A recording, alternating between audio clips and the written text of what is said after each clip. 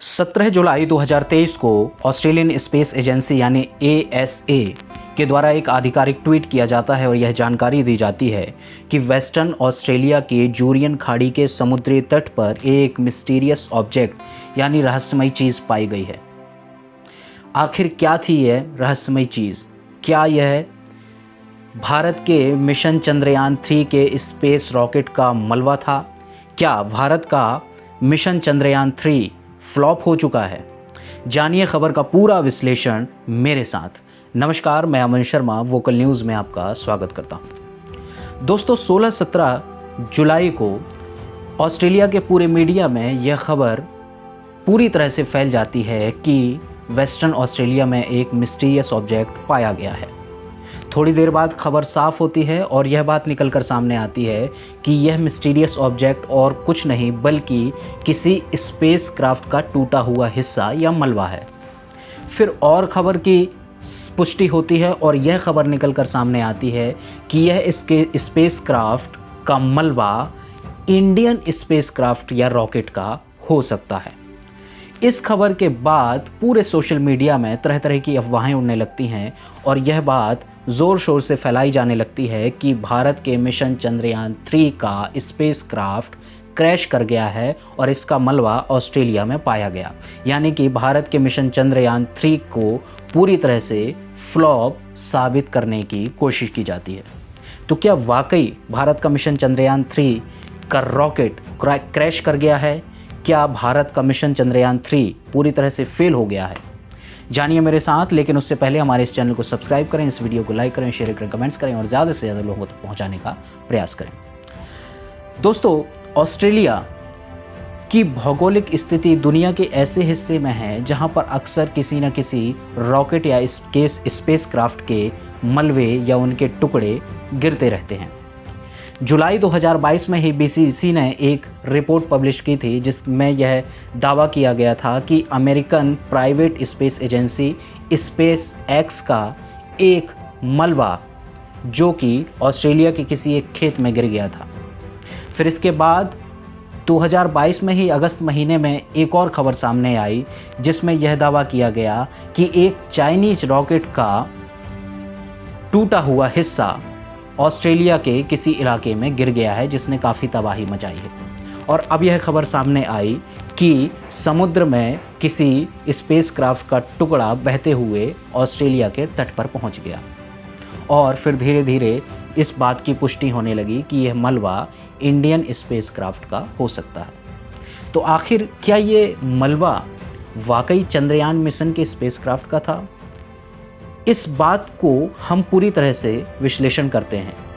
तो आइए बात की शुरुआत करते हैं। दोस्तों, ये बात पूरी तरह से सही है कि यह जो मलबा पाया गया है ऑस्ट्रेलिया में वो एक स्पेस क्राफ्ट का है और यह भी दावा लगभग सही है कि यह एक इंडियन स्पेस क्राफ्ट का मलबा है।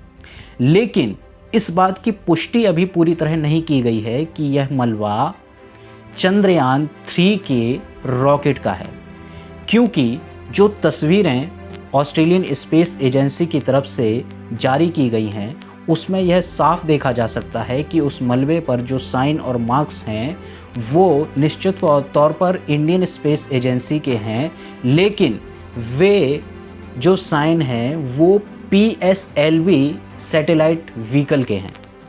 लेकिन चंद्रयान 3 को PSLV की जगह SLVM-3 के माध्यम से लॉन्च किया गया था। तो आखिर क्या है PSLV और VLM-3? इनको थोड़ा सा मैं आपको बारीकी से बताने की कोशिश करता हूँ। दोस्तों, जैसे हम एक स्थान से दूसरे स्थान पर जाना चाहते हैं तो किसी न किसी व्हीकल का या वाहन का सहारा लेते हैं, जैसे बाइक का, कार का, बस का, ऑटो रिक्शा का। उसी तरह धरती से अगर किसी ऑब्जेक्ट को स्पेस में पहुँचाना हो तो सैटेलाइट लॉन्च व्हीकल यानी SLV का सहारा लिया जाता है। वर्तमान में भारत के पास 3 प्रकार के SLV यानी सैटेलाइट लॉन्च व्हीकल हैं, जिसमें से पहला PSLV जिसे पोलर सैटेलाइट लॉन्च व्हीकल कहते हैं। यह लॉन्च व्हीकल जिस सैटेलाइट को आकाश में भेजता है उसकी वहन क्षमता बहुत कम होती है। वह लगभग 1000 टन के आसपास का जो सैटेलाइट है वो ही अंतरिक्ष में पहुंचा सकता है। और ये ऑर्बिट में जो ये सैटेलाइट जिस ऑर्बिट में घूमता है वो लगभग नॉर्थ साउथ ऑर्बिट होती है। उसके बाद दूसरा स्पेसक्राफ्ट हमारे पास जो है वो है GSLV यानी जियो सिंक्रोनस सैटेलाइट लॉन्च व्हीकल। यह भी एक लॉन्च व्हीकल है, लेकिन ये लगभग 2000 टन का जो सैटेलाइट है वो अपने साथ वहन कर सकता है। मतलब ये PSLV से भी थोड़ा सा एडवांस स्टेज का है। इसके बाद तीसरा लॉन्च व्हीकल वर्तमान में जो भारत के पास है वो है VLM-3। यह बहुत ही एडवांस लॉन्च व्हीकल है जो कि पूरे तरह से भारत में बना है और भारतीय तकनीक से बनाया गया है।